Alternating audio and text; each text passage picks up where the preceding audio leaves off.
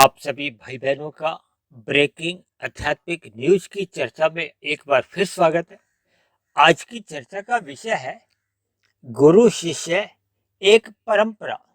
हालांकि साधारण बोलचाल में तो देखिए, जो भी हमें कुछ ज्ञान देता है या हमारा कोई अंधविश्वास या भ्रम दूर करता है, अज्ञानता दूर करता है, तो हम उसको गुरु कह देते हैं, अध्यापक कह देते हैं। जैसे हम भौतिक शिक्षा के लिए स्कूल कॉलेजों में विद्या का अध्ययन करते हैं, विद्या अर्जित करते हैं, तो उसको विद्यार्थी कहा जाता है। जो हमें ज्ञान देता है उसको हम अध्यापक कह देते हैं, गुरु कह दो। किसी भी शब्दों से देखिए हम संबोधित कर सकते हैं। लेकिन हमारी जो चर्चा में गुरु शब्द है उसका अभिप्राय है आध्यात्मिक गुरु, जिसकी स्थिति मायातीत की हो चुकी है, जिसका सारी अज्ञानता मिट चुकी है, यानी कि स्थूल शरीर के रहते रहते वो प्रकृति के सभी बंधनों से अपने आप को मुक्त कर चुका है। फिर ऐसे आध्यात्मिक गुरु द्वारा दिया गया ज्ञान ही पूर्ण होता है। फिर यही ज्ञान शिष्यों द्वारा फिर आगे पीढ़ी दर पीढ़ी चलता रहता है, यानी कि ज्ञान गुरु से शिष्य, फिर शिष्य से आगे चलता रहता है। देखिए, इसका आरंभ कब होता है? जब प्रकृति के 3 गुणों में विस्तार लाया जाता है, तमोगुण, रजोगुण और सतोगुण। जब इन गुणों में एक विकृति लाई जाती है, विस्तार लाया जाता है, क्योंकि देखिए ये 3 गुण तो जड़ है। जड़ में अपने आप किसी भी प्रकार की कोई क्रिया नहीं होती। देखिए, हमारे आपके घरों में अगर पंखा लगा हुआ है तो उसको चालू करने के लिए क्या करते हैं? एक चेतन शक्ति, यानी कि हम अपना हाथ बढ़ाते हैं, स्विच पे ऑन करते हैं तो पंखा चलना शुरू हो जाता है। यानी कि जैसे एक पंखा आपके घरों में जो लगा हुआ है वो एक यंत्र है। इसी तरह ये प्रकृति के जो 3 गुण है, तमोगुण, रजोगुण और सतोगुण, इनको भी आप एक यंत्र ही मानो, क्योंकि सभी यंत्रों का एक स्वभाव होता है। देखिए, फ्रिज में हम जल रखते हैं तो क्या होता है? वो ठंडा पानी बन जाता है, बर्फ बढ़ जाता है।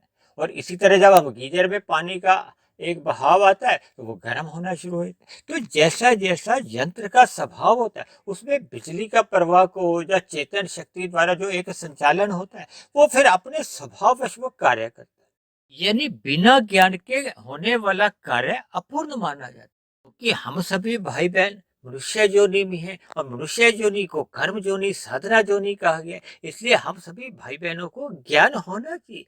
भले ही स्वभाव से हम सभी चेतन आत्माएं, इसलिए सृष्टि के आरंभ में, यानी कि जब एक सतयुग का आरंभ होता है, देखिए जैसे ही सृष्टि का आरंभ होता है तो शास्त्रों में ही कहा गया है कि परमात्मा द्वारा ज्ञान दिया जाता है। वो परमात्मा के मुख से वेद प्रकट होते हैं।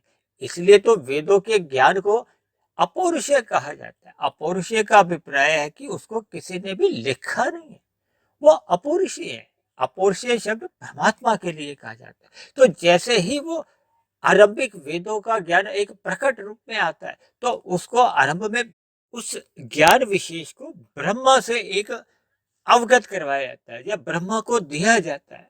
तो ये जो आरंभ है, यानी कि आप एक आरंभिक गुरु एक ब्रह्मा को मान सकते हो या उससे भी आदि गुरु देखिए भगवान को मान सकते हो।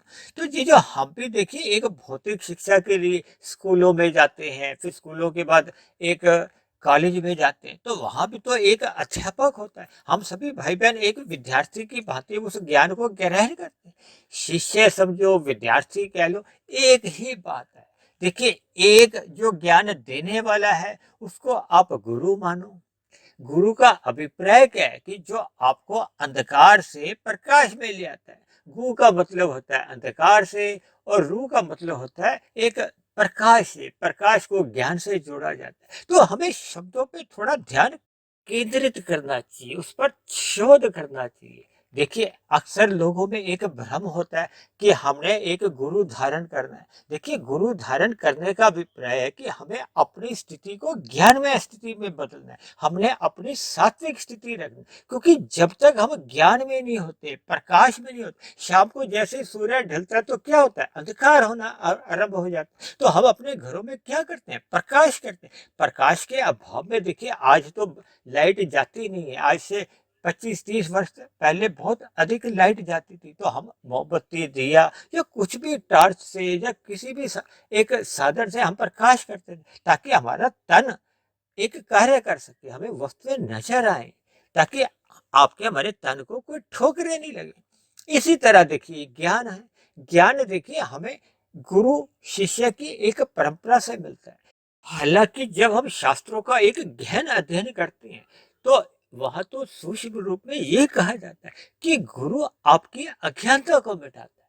अज्ञानता का मतलब ये कि आपके हमारे जो एक अंधकार है उसको मिटाते हैं, क्योंकि हम सभी आत्मा चेतन स्वरूप है, ज्ञान स्वरूप है। यानी कि हम सभी भाई बहनों को जो आत्मा में वो ज्ञान पहले ही है। ये जो 84 लाख प्रकार की जोनियां बताई गई हैं, जिसमें पेड़ पौधे कीड़े मकोड़े कीट पतंगे पक्षी पशु, इनमें भी तो देखिए आत्मा है, वो भी ज्ञान स्वरूप है। लेकिन जैसे जैसे हम प्रकृति के जो विषय भोगों में लिप्त होते हैं, उनका भोग करते हैं, तो ये सभी देखिए प्रकृति के जितने भी विषय भोग हैं ये एक तामसी हैं, राजसी हैं। तो ये जितने भी हम इनका पदार्थों का संग करते हैं या भोग करते हैं, जब मर्यादा से अधिक इनका संग होता है, भोग होता है, तो आपका हमारा जो ज्ञान है वो अस्थायी रूप से आवृत हो जाता है। जैसे अक्सर आपने देखा होगा, देखिए मानसून के दिनों में सूर्य के प्रकाश के आगे जब काले बादल आ जाते हैं तो सूर्य थोड़े छिप जाता है। सूर्य तो अपनी यथास्थिति में रहता है, लेकिन आपके हमारी आंखों के सामने या आपके हमारे शरीरों के आसपास का जो एक क्षेत्र होता है उसमें एक धुंध की स्थिति आ जाती है या अंधकार सा आ जाता है। तो इन्हीं सभी बातों को हमें ध्यान में रखना चाहिए। यानी कि हमें गुरु धारण करने का अभिप्राय है कि हमें अपनी ज्ञान में स्थिति में रहना चाहिए, यानी अपनी सात्विक स्थिति को बनाना चाहिए। देखिए जब तक हम ज्ञान में नहीं रहेंगे, देखिए हम आपके घरों में जो खाना बनता है, यदि हमारी पत्नी को या आपकी माता जी को अगर खाना बनाने का ज्ञान ही नहीं तो फिर वो देखिए कच्चा पक्का खाना ही बनता है। हम भी कभी कभी जब खाना बनाते हैं तो वो कच्चा पक्का बनता है, क्योंकि हमें ज्ञान नहीं है, अनुभव नहीं है। जबकि एक गृहिणी को खाना बनाने का ज्ञान है। यानी कि ज्ञान का कितना अधिक महत्व है। इसीलिए तो हम सभी जो आत्माएं हैं वो वास्तव में तो देखिए ज्ञान स्वरूप है, लेकिन विषय भोगों में अधिक लिप्त होने के कारण अनादिकाल से हमारा ज्ञान फिर अवरत हो जाता है। ये जो कहा जाता है ना गुरु और शिष्य, इसका देखिए शास्त्रों में जो मुझे एक अर्थ समझ में आया, जब एक मनुष्य की स्थिति मायातीत की होती है। मायातीत का मतलब है कि जब एक पुरुष की स्थिति में प्रकृति के जो 3 गुणों का जो एक बंधन होता है वो स्थूल शरीर के रहते रहते समाप्त हो जाता है।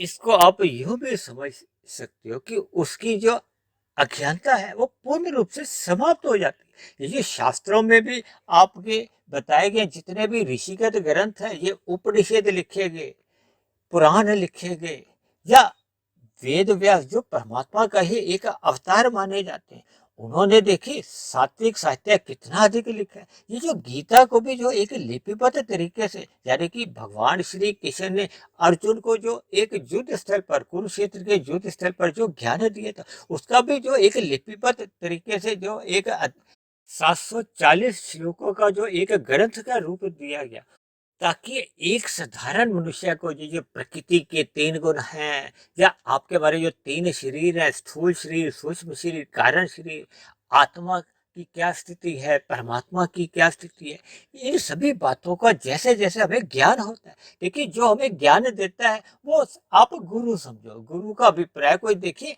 आध्यात्मिक गुरु से मैं उस स्थिति से नहीं कह रहा। देखिए मैं भी तो आपको प्रतिदिन एक वीडियो द्वारा कुछ परमात्मा का ज्ञान विज्ञान इन 3 विषयों को या इन 3 तत्वों को उठाकर विभिन्न वीडियो द्वारा आज की जो परिस्थितियां चल रही हैं, यानी कि सैद्धांतिक बातों को आज की परिस्थितियों से जोड़कर एक वीडियो द्वारा एक समझाने का प्रयास करता हूँ। देखिए मैंने भी तो ये ज्ञान अपना सत्संग करते हुए या इन शास्त्रों का अध्ययन करते हुए या ब्रह्म मुहूर्त में इन पर शोध करते हुए जैसा जैसा ज्ञान मुझे मिला, फिर मैंने वैसा वैसा ज्ञान आगे इन वीडियो द्वारा आप तक पहुंचाया।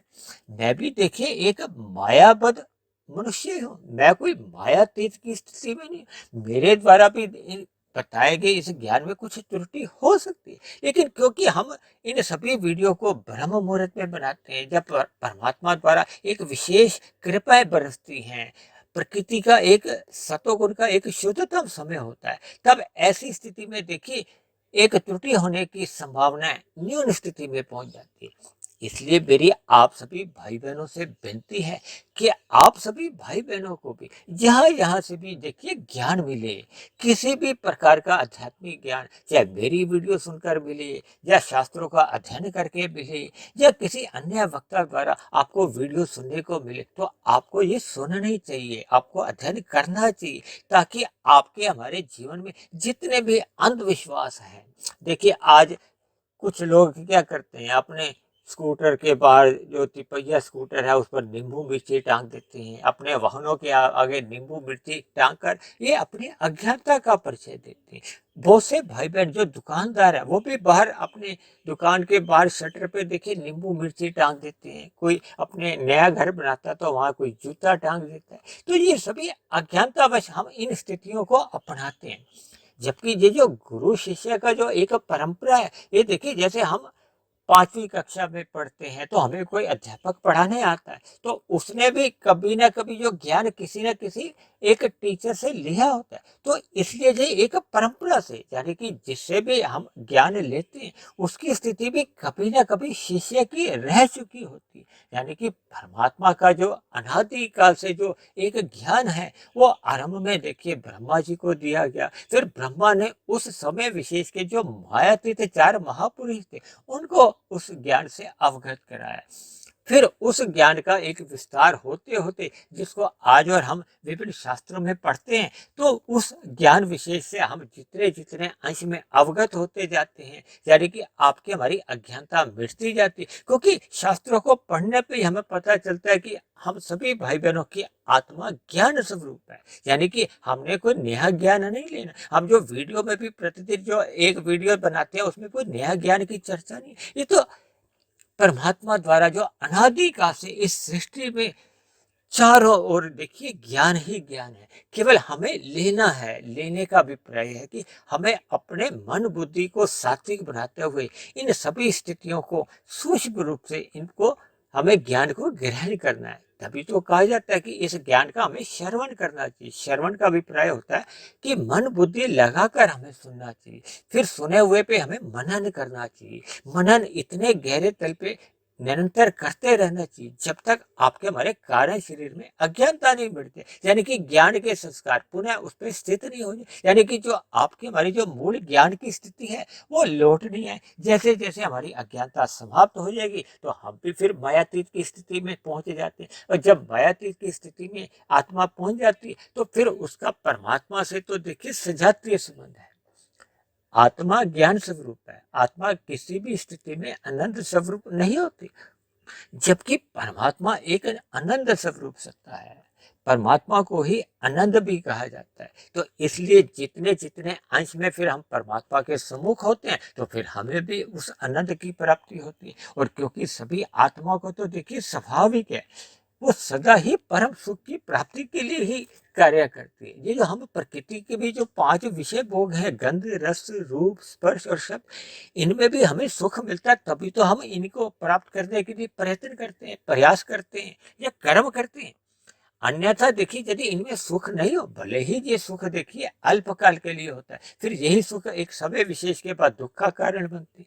तो इन सभी स्थितियों से हम जैसे जैसे अवगत होते हैं, देखिए जिस भाई बहन को जिस स्थिति विशेष का एक विशेष ज्ञान होता है, देखिए आज डॉक्टर लोग भी देखिए कोई आंखों का एक विशेषज्ञ है, कोई घुटनों के रोग का विशेषज्ञ है, कोई हमारे दिल का इलाज करने का एक विशेषज्ञ है, तो हम उनकी एक सलाह लेते हैं, उनके पास जाते हैं।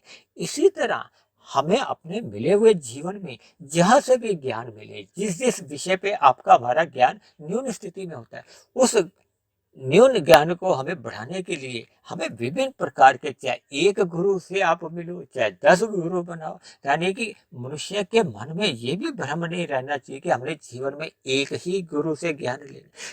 ज्ञान जहाँ से भी मिले अवश्य लेना चाहिए, भले ही हम सभी आत्माएं ज्ञान स्वरूप है। तो जैसे जैसे हम ज्ञान लेते हैं वो ज्ञान कारण शरीर में टिकता है तो पुरानी अज्ञानता समाप्त होने लगती है, यानी कि जो अज्ञानता के भोग रूपी जो संस्कार है वो दग्ध बीज होने लगती है। जब संस्कार दग्ध बीज होने लगते हैं तो आपके हमारे मन बुद्धि में किसी भी तरह की वासनाओं के फुरने नहीं उठते। जब वासनाओं के फुरने नहीं उठते तो फिर स्थूल शरीर की कर्मेंद्रियों द्वारा फिर हम कोई ऐसे सकाम भाव से कर्म ही नहीं करते।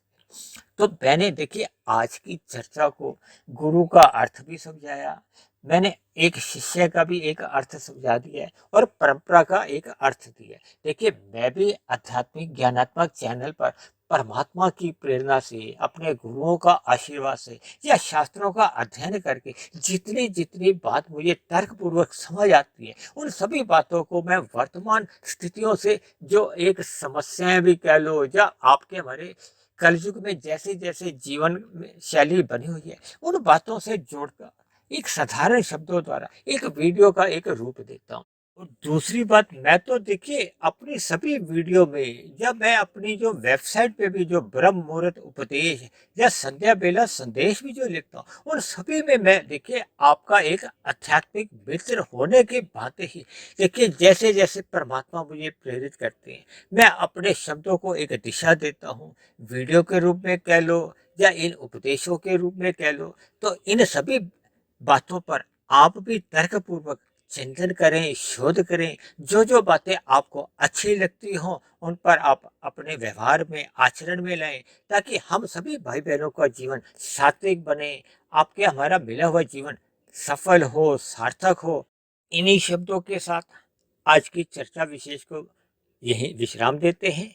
यदि परमात्मा की प्रेरणा से और मेरे प्रयासों द्वारा बनने वाली ये वीडियो आपको ज्ञानवर्धक लगती हो, आपके अंधविश्वास दूर करने लगी हो, परमात्मा में आपकी प्रीति जगाने लगी हो, तो मेरी आप सभी भाई बहनों से विनती है कि इस बनी हुई वीडियो को आप अधिक से अधिक भाई बहनों में शेयर करें, ताकि समाज में एक सतोगुणी वातावरण का विस्तार हो, लोगों के अंधविश्वास समाप्त हो, हम सभी भाई बहनों की दिनचर्या सात्विक बने, ताकि हम सभी भाई बहन उस परम गुरु यानी कि भगवान यानी कि परमात्मा से हम सदा ही प्रीति रखें, उसकी सम्मुखता हमारे जीवन में सदा बनी रहे, ताकि हम सभी भाई बहनों के जीवन में भी आनंदमय स्थितियां बने।